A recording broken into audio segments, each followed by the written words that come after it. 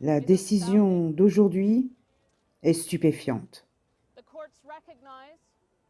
Les tribunaux reconnaissent que Julian est exposé à un déni flagrant de ses droits à la liberté d'expression, qu'il est victime de discrimination sur la base de sa nationalité australienne et qu'il reste exposé à la peine de mort.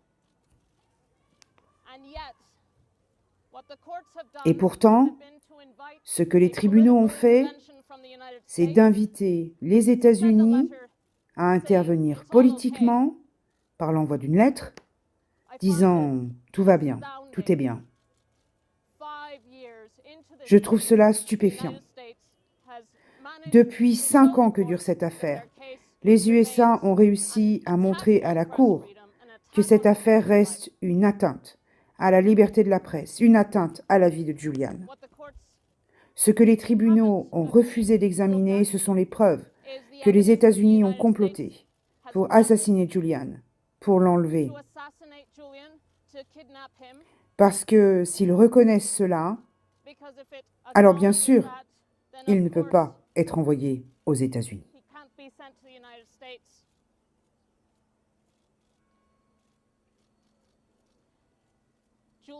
Julian est un prisonnier politique.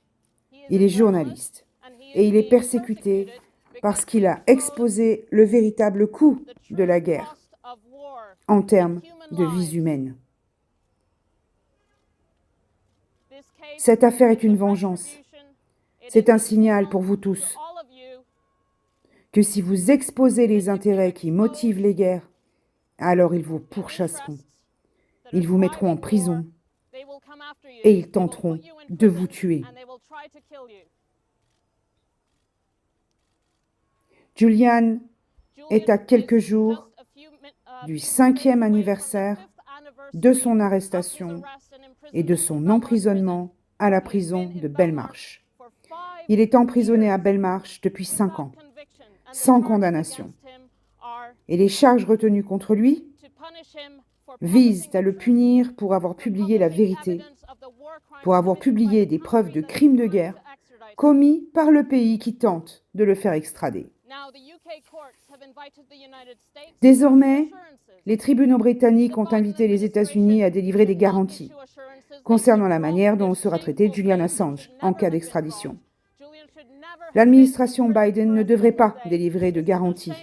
Elle devrait abandonner cette affaire honteuse qui n'aurait jamais dû exister.